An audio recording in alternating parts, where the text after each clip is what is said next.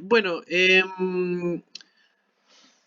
bueno, todo esto comenzó cuando comenzó el tema del coronavirus, yo creo que todos nos acordamos de lo que dice Mateo 24, versículo 7, ¿no? Que hablaba sobre peste. Me gustaría que tal vez podríamos partir con ese versículo. Me gustaría que fuéramos a Mateo, capítulo 24, versículo 7. ¿Ya? Mateo 24. Versículo 7 dice, porque se levantará nación contra nación y reino contra reino, y habrá pestilencias y hambres y terremotos por los lugares, dice Mateo 27, 24:7. Bueno, el tema de las pestes es algo que cuando comenzó el tema del coronavirus fue inmediatamente en boca. Todos empezaron a hablar de las pestes, de las plagas. Inmediatamente se sacaron el tema de las plagas apocalípticas y todo ese tipo de cosas. Pero poniendo un poquito de paño frío, me gustaría que pudiéramos estudiar un poquito esta frase de Mateo 24. Por un tema del tiempo no podemos estudiarlo todo, pero nos podamos enfocar en algún punto en esto. Lo primero que me gustaría que pudiéramos revisar es qué diferencia hay entre una epidemia y una pandemia. ¿Alguien sabe lo que es una epidemia? ¿Que nos pueda comentar? ¿Quién se atreve?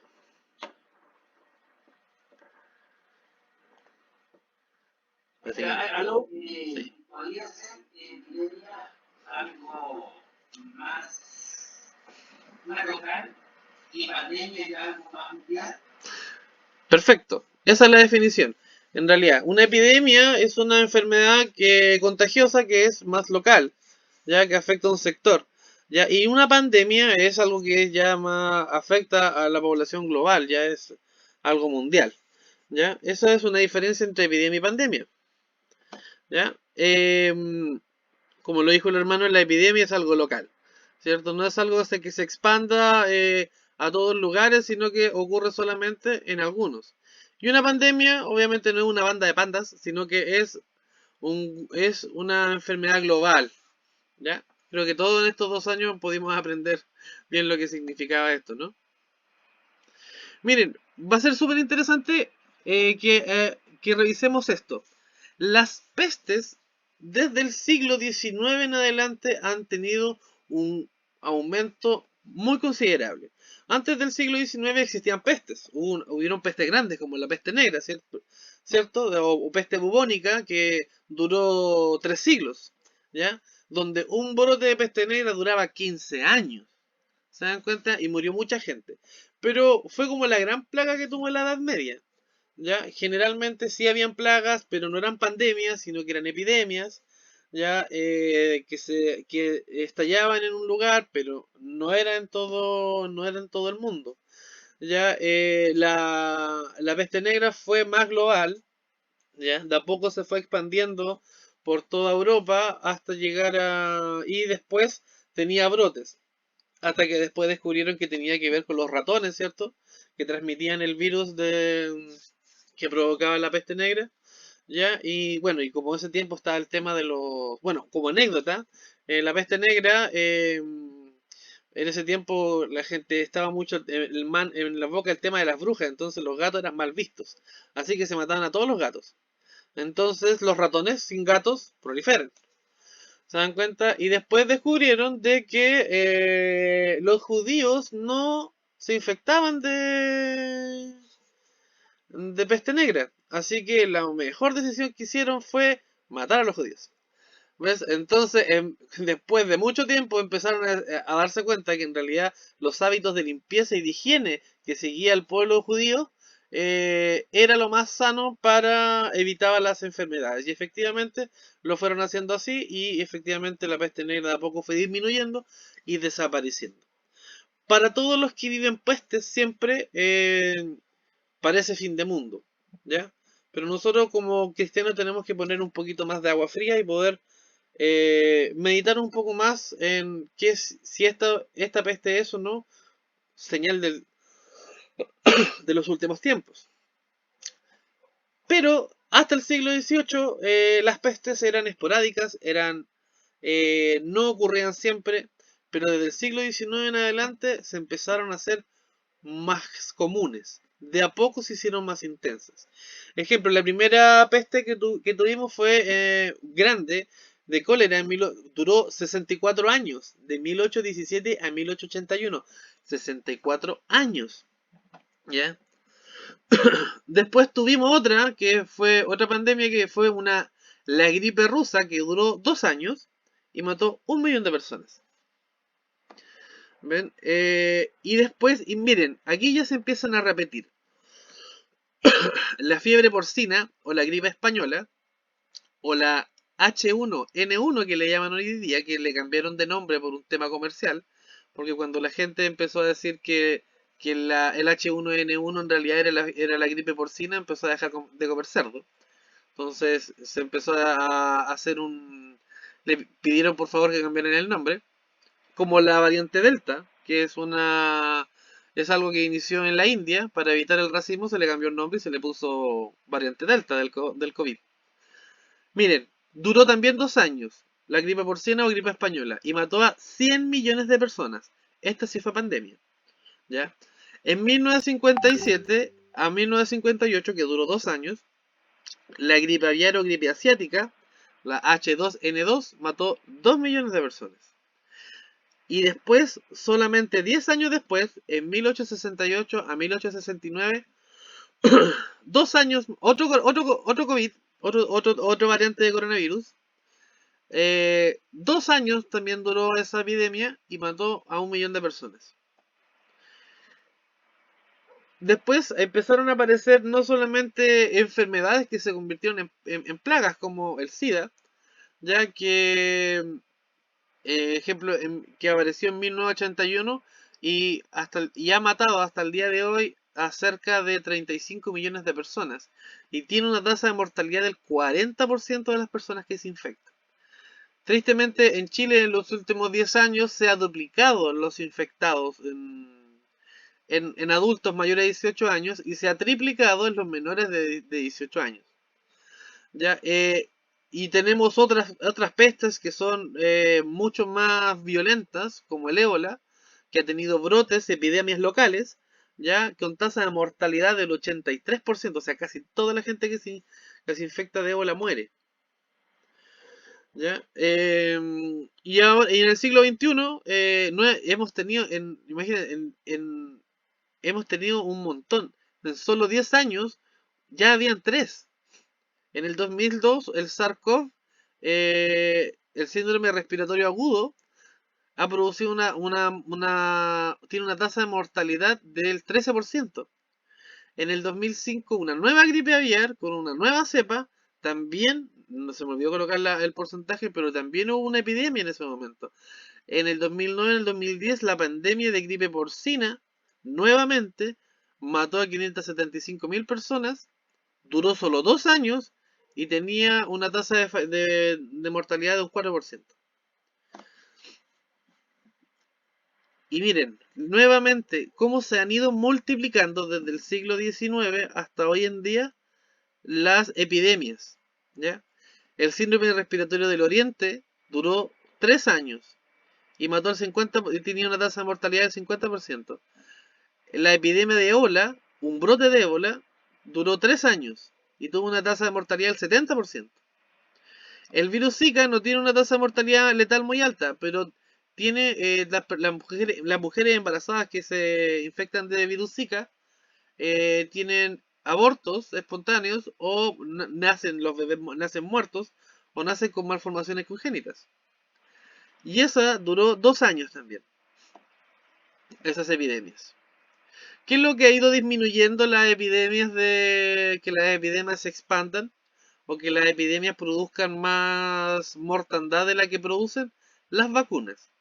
Las vacunas tienen la gracia de ser baratas y tienen la gracia de que nos ayuda a poder disminuir las muertes de este tipo de epidemias.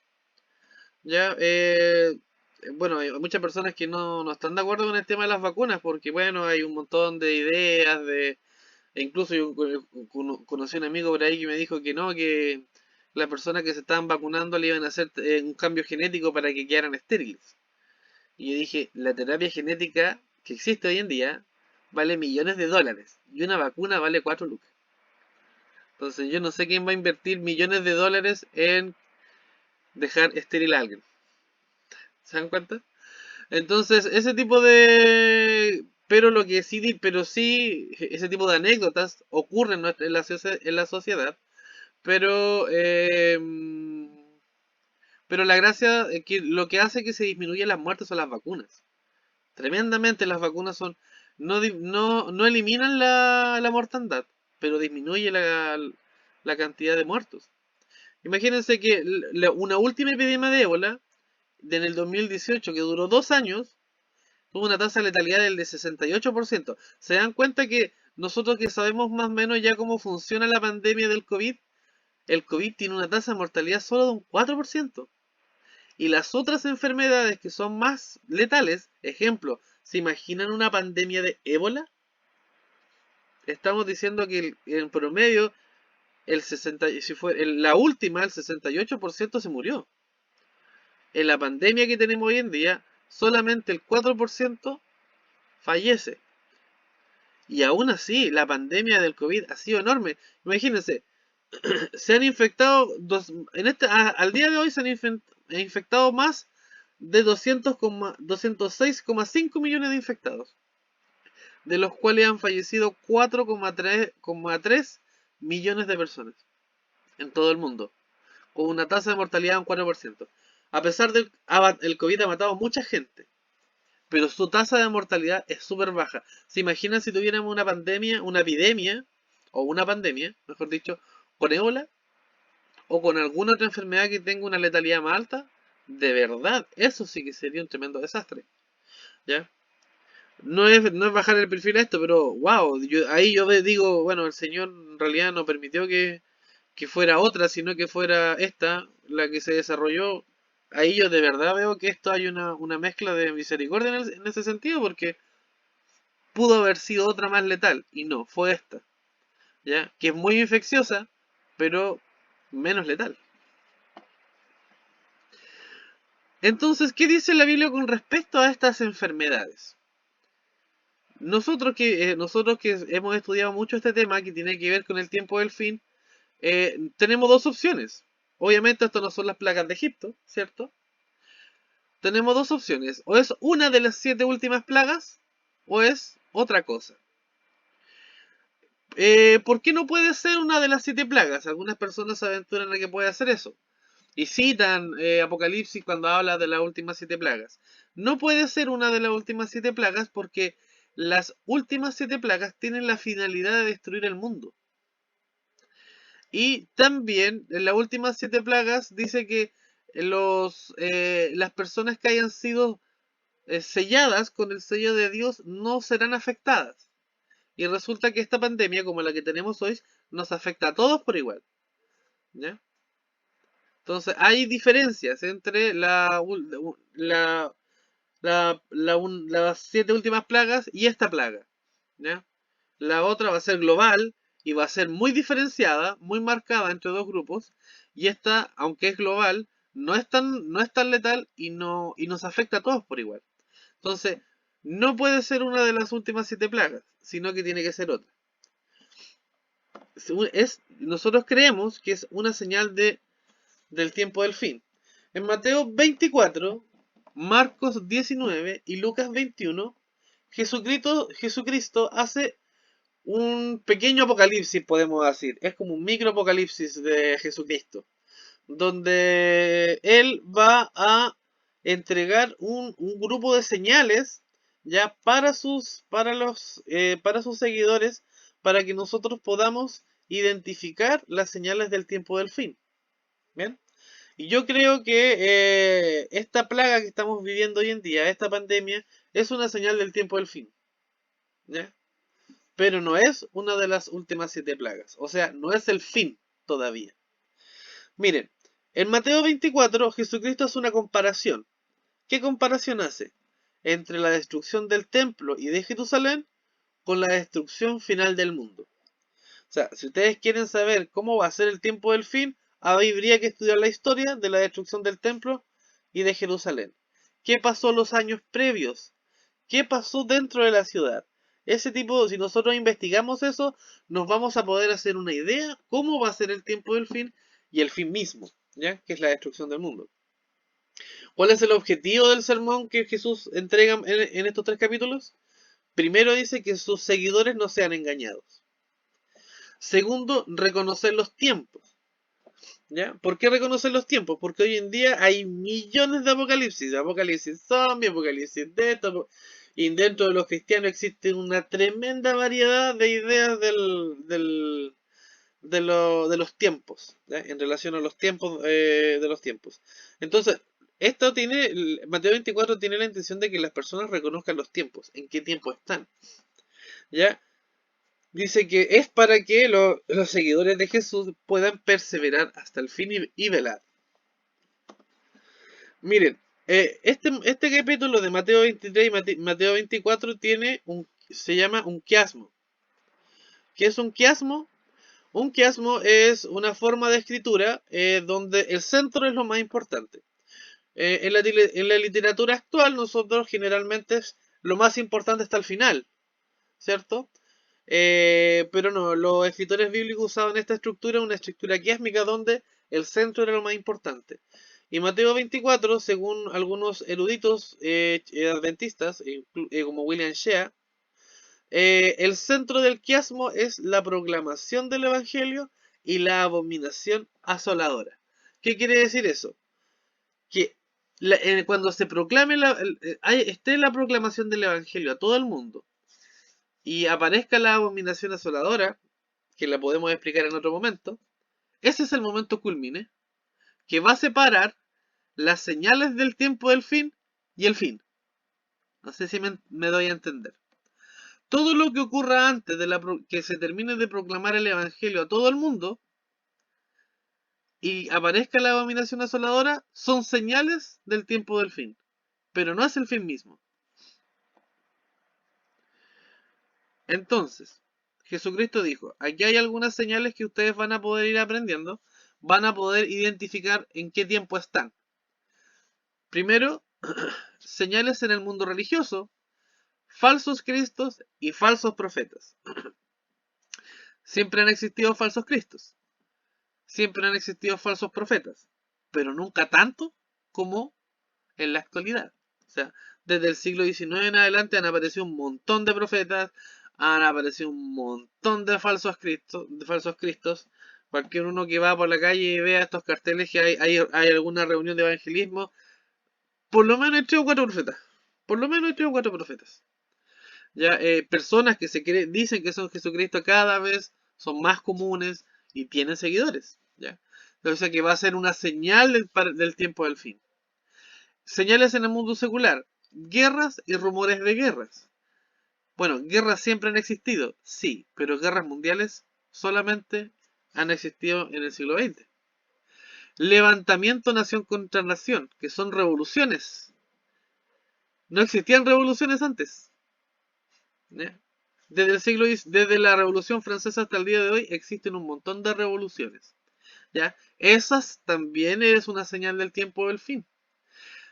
Pestes o pestilencia, que es lo que vamos a hablar un poquitito en detalle, es algo que tenía que ocurrir. Miren, para poder resumírselo un poco mejor.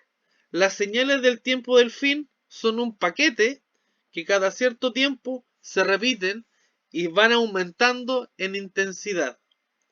Empieza de a poco, pero después aumentan. O sea, mientras más tiempo pase, van a haber más falsos cristos.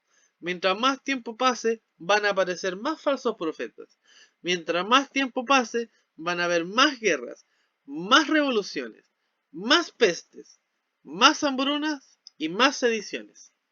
¿Qué son las sediciones? Las sediciones las estamos experimentando, que son levantamientos ciudadanos en contra del gobierno, de su gobierno regente. Esos son sediciones, ¿ya? ¿Se dan cuenta? Entonces, todo esto que está ocurriendo es un paquete que cada vez se va a hacer más intenso. Y si se dan cuenta, faltaban pestes. No habíamos tenido pandemias, hace mucho tiempo que no teníamos pandemias. Y apareció el COVID-19. Hay algo que no hemos visto a nivel global, que sea más marcado. ¿Y se dieron cuenta que es?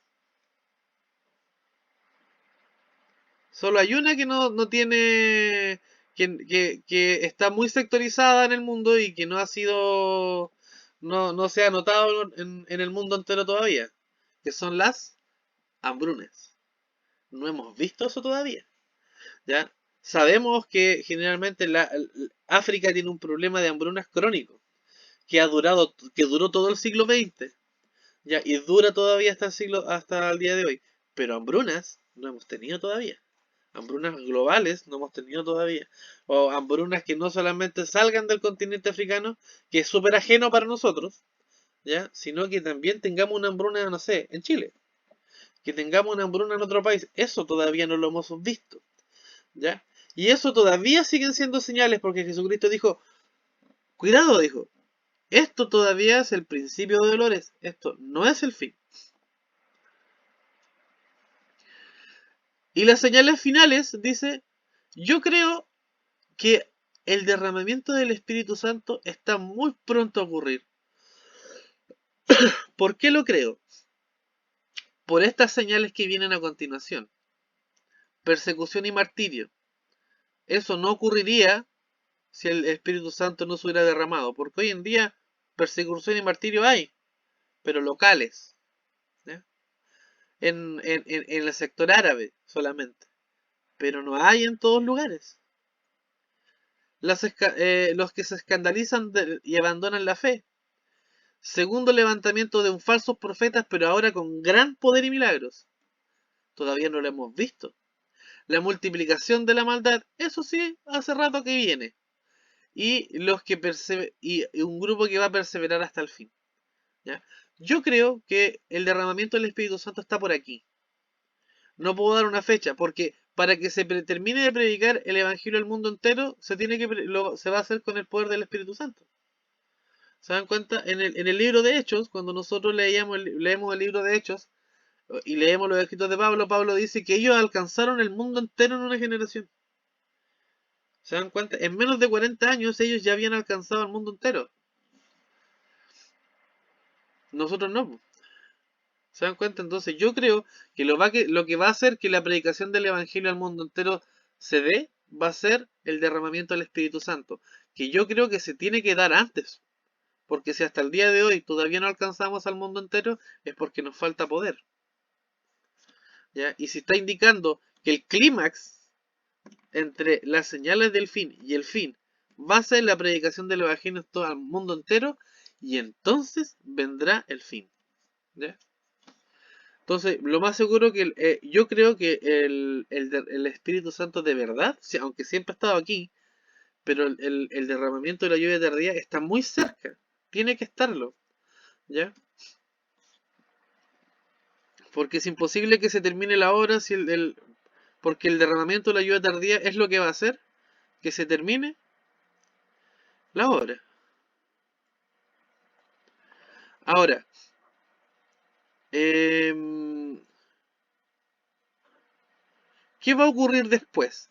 Tenemos todas estas señales. ¿Dónde estamos? ¿Dónde estamos nosotros? ¿Se ha predicado el Evangelio al mundo entero?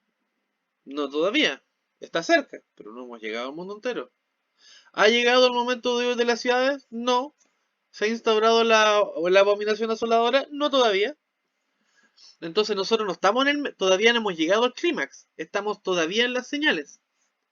Hemos visto terremotos, ¿cierto? Hemos visto un montón de otras de las señales que tienen que ver, que nos están diciendo, oye, esto está a punto, estamos a punto de llegar al clímax, pero todavía no hemos llegado al clímax. ¿Qué va a ocurrir después de la predicación del Evangelio a todo el mundo?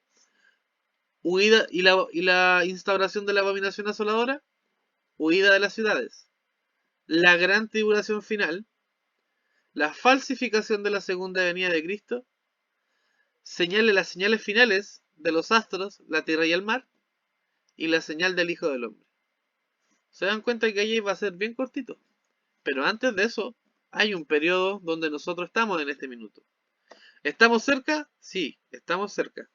Pero esto es principio de dolores. ¿Nos esperan tiempos difíciles? Sí. Aprovechemos el tiempo. Debemos crecer, debemos crecer en Cristo. Yo digo, no nos podemos salir de esta pandemia sin aprender algo. Llevamos 2 años. ¿Hemos crecido en algo? ¿Hemos aprendido algo? Yo creo que sí, ¿cierto? Lo que sí tenemos que dejar en claro es eso. Hay una promesa que Dios hace y me gustaría que la pudiéramos leer. El Salmo 91 tiene relación con el tiempo del fin, con el fin mismo, ¿ya? Pero me gustaría que pudiéramos leer lo que dice. Dice, el que habita el abrigo del Altísimo morará bajo la sombra del Omnipotente. Diré yo a Jehová, esperanza mía y castillo mío, mi Dios, en él confiaré. Y él te librará del lazo del cazador, de la peste destruidora. Con sus plumas te cubrirá y debajo de sus alas estarás seguro. Escudo y adarga es su verdad. Y repite varias veces. No tendrás temor de espanto nocturno, ni de saeta que vuele de día, ni de pestilencia que anda en oscuridad, ni mortandad que en medio del día destruye. Caerán a tu lado 1000 y 10.000 a tu diestra, mas a ti no llegará. Y nuevamente abajo dice, ciertamente con tus ojos mirarás y verás la recompensa de los impíos, porque tú has puesto a Jehová, que es mi esperanza, al Altísimo por tu habitación. No te sobrevendrá mal, ni plaga tocará tu morada. Bien, hermanos, yo creo que este tema es una promesa que Dios hace. Es una promesa que Dios hace que el que habita el abrigo del Altísimo morará bajo la sombra del Omnipotente. Y que las plagas finales no lo van a tocar. ¿Qué hace la diferencia con la que estamos viviendo hoy? Que nos toca a todos por igual. Pero aún así, Dios siempre está a nuestro lado para protegernos. Él quiere protegernos.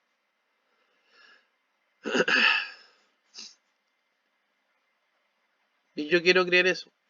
Yo quiero creer que Dios me protege a mí, protege a mis hijos, protege a mi esposa. ¿Ya? Y que esta promesa es alcanzable para todos nosotros. Bueno, eso es. Gracias, espero que esto nos haya podido servir a todos y que Dios los bendiga.